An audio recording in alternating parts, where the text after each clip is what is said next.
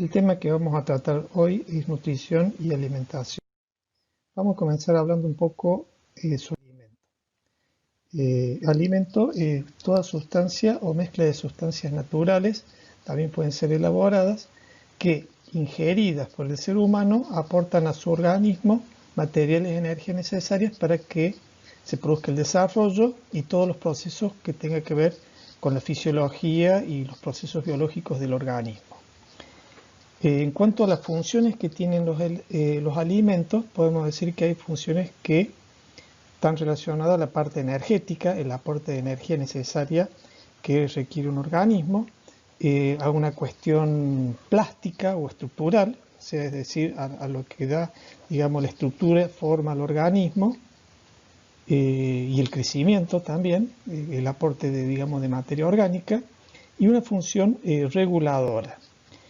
Por otro lado, hay algunas funciones que se dicen que son paraespecíficas y tienen que ver con el apetito, es decir, el deseo por el consumo de alimento, la saciedad, la inmunidad, se colabora también a lo que es la defensa del organismo, y por otro lado, la estimulación del aparato digestivo. Vamos a repasar algunas definiciones de alimento. Las vimos en la primera unidad de esta materia, simplemente para recordar algunas cuestiones. Un alimento es genuino o normal cuando no contiene sustancias no autorizadas ni agregadas que configuren una adulteración. El alimento contaminado es cuando de forma accidental digamos, contiene algún microorganismo, pueden ser bacterias o virus, también pueden ser parásitos o alguna sustancia química o radioactiva o algún objeto extraño como pueden ser huesos, metales, pedacitos de madera, vidrios, etc. Un alimento adulterado es aquel que de forma premeditada y con fines fraudulentos se le ha añadido o quitado alguno de sus componentes o sustancias que los caracterizan. El alimento alterado es aquel que por causas no provocadas deliberadamente ha sufrido variaciones en sus características, pueden ser organolépticas como sabor, color, textura, o en su composición o en su valor nutritivo. Y finalmente el alimento falsificado es aquel que tiene las apariencias y características de un determinado producto legítimo registrado o protegida con su marca, como puede ser acá el ejemplo que tenemos, el de la Coca-Cola, pero que en realidad bueno, es una falsificación por el hecho de que está siendo fabricado por otra compañía, no está utilizando la verdadera fórmula que contiene y está, digamos, aprovechándose de esas características de esa marca para tratar de comercializar su producto. Bueno, después tenemos los alimentos que se denominan alimentos fuente.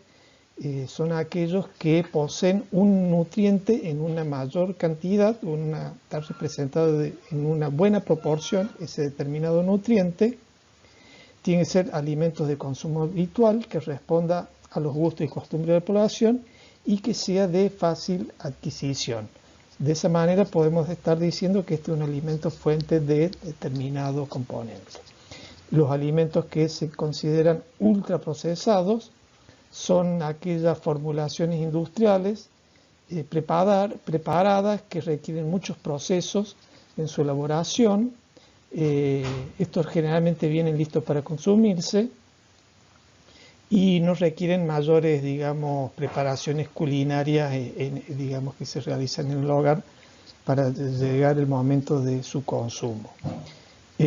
Una de las características de estos alimentos ultraprocesados es que normalmente contienen numerosos aditivos entre sus ingredientes. Bueno, vamos a hablar un poco de los nutrientes, porque el objetivo, el tema principal de hoy es ver las cuestiones nutricionales.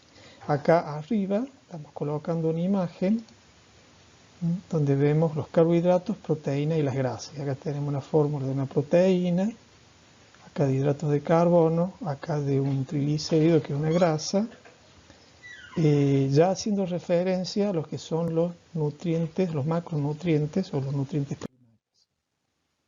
Bueno, los nutrientes son sustancias que integran normalmente nuestro cuerpo, nuestro organismo, y también forman parte de los alimentos cuya ausencia o disminución por debajo de un determinado nivel producen al cabo de un cierto tiempo alguna enfermedad por la carencia de tal nutriente.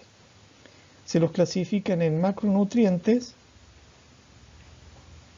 como pueden ser los que mencionamos al principio de este tema, los hidratos de carbono, proteínas y lípidos, y micronutrientes que van en muy pequeña cantidad, pero que son indispensables, como por ejemplo vitaminas y minerales.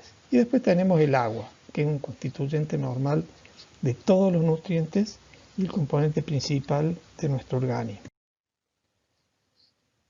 Bueno, vamos a empezar a hablar de los macronutrientes. Comencemos por los hidratos de carbono. Los hidratos de carbono, en cuanto al aporte calórico, se dice que contribuyen con 4 kilocalorías por gramo. Cuando ustedes hagan el cálculo energético de un alimento, tienen que ver qué porcentaje de hidrato de carbono tiene y en función de eso lo multiplican por 4 y obtienen la cantidad de energía que aportan los carbohidratos en ese determinado alimento. En cuanto a su estructura química, los elementos principales que vamos a encontrar es el carbono, el hidrógeno y el oxígeno. La función que tienen dentro del alimento es básicamente el aporte de energía. Y también, en algunos casos, hacen o constituyen también las fibras.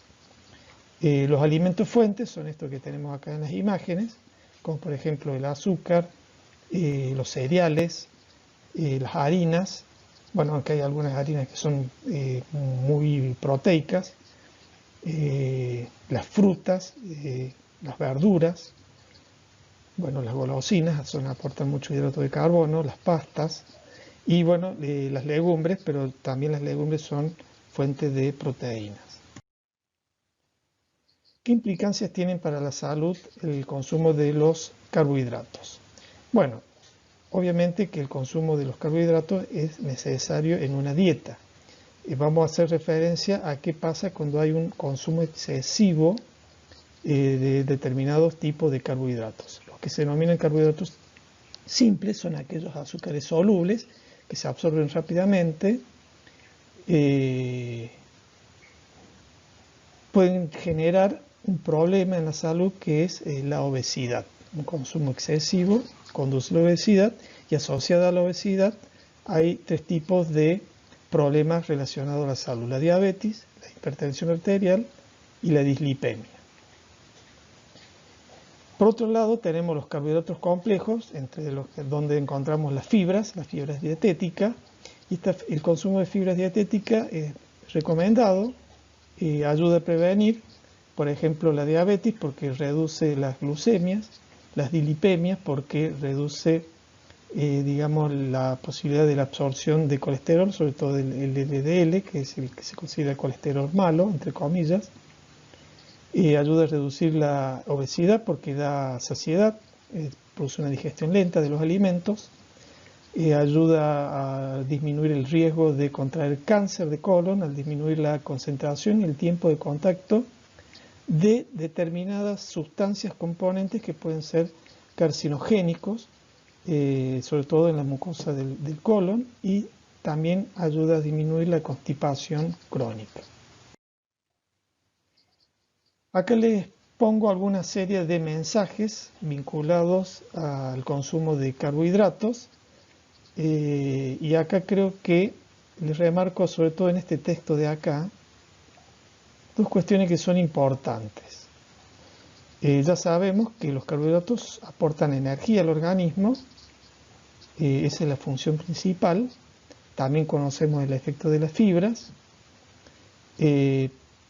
Ahora, cuando hablamos de un consumo excesivo, una ingesta excesiva de los carbohidratos, no es recomendada, pero no obstante, un deficiente consumo de carbohidratos puede ser también perjudicial para la salud. El tema del aporte de energía de los carbohidratos es fundamental para el funcionamiento del organismo, especialmente para, digamos, el funcionamiento a nivel del sistema nervioso, del desarrollo del cerebro y sobre todo de todos los órganos vitales. Si no se consumen en cantidad adecuada los carbohidratos, puede darse desnutrición por falta de energía, básicamente, y por eso es importante que el consumo de hidratos de carbono sea balanceado, o sea, que haya un consumo diario necesario, pero tratar de evitar el exceso. Bueno, acá hay otro de los mensajes que les coloco, que tiene que ver con el consumo excesivo de los hidratos de carbono, que conduce a la obesidad. Esta relación a la obesidad, tenemos estas causas que pueden generar, por ejemplo, la diabetes tipo 2, que esta se desarrolla generalmente en personas de una determinada edad un poco más avanzada, aunque también puede presentarse en personas delgadas, y bueno, las cuestiones genéticas a veces del individuo también influyen en encontrar este tipo de diabetes. Entonces, un poquito más adelante vamos a hablar de un poquito de esta diabetes tipo 2.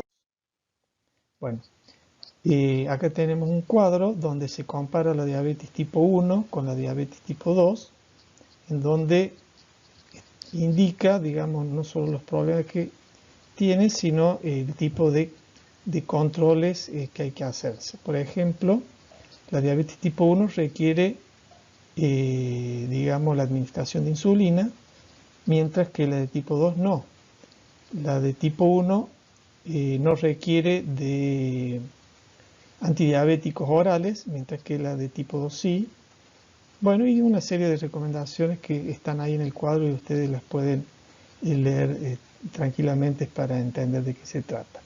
Básicamente esta diabetes tipo 2, como les dije, se desarrolla en personas adultas o mayores, se relaciona con la obesidad y la vida sedentaria, y se debe principalmente a que no hay un buen aprovechamiento de la insulina en el organismo. Entonces eso hace que haya más azúcar en sangre y da valores altos de diabetes.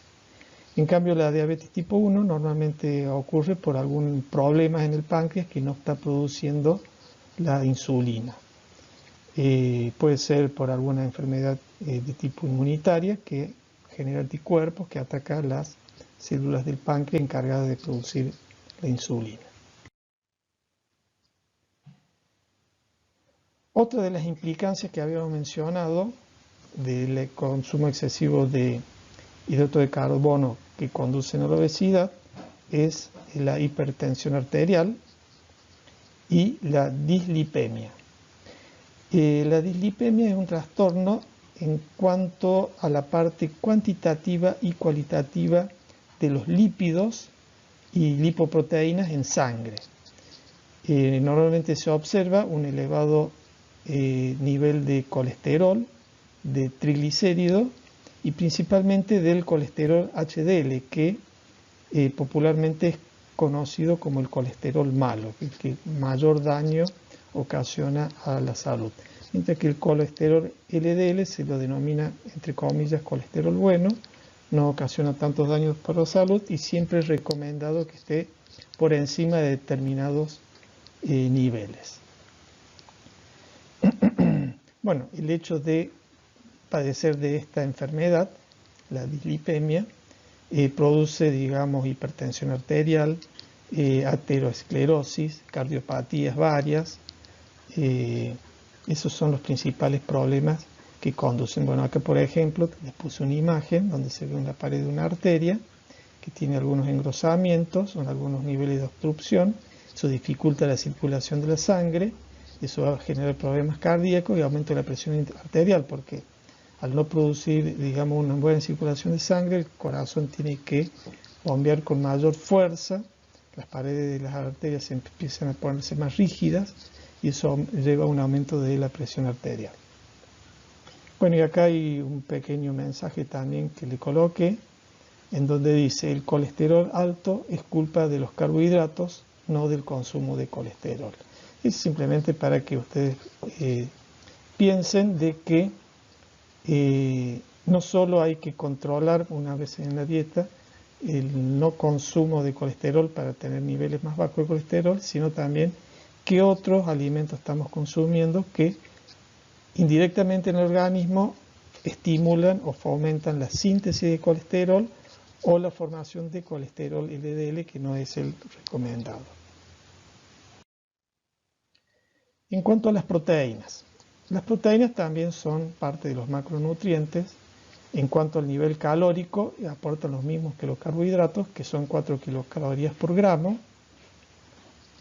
Bueno, acá tenemos una fórmula de un aminoácido, porque cuando hablamos de proteína, lo que nosotros realmente obtenemos de las proteínas es cuando se hace la digestión, son los aminoácidos. Y esos aminoácidos, luego de hacer la digestión, los absorbemos a través del intestino, circulan por nuestro organismo y lo vamos utilizando para ir sintetizando las distintas proteínas que está requiriendo nuestro organismo.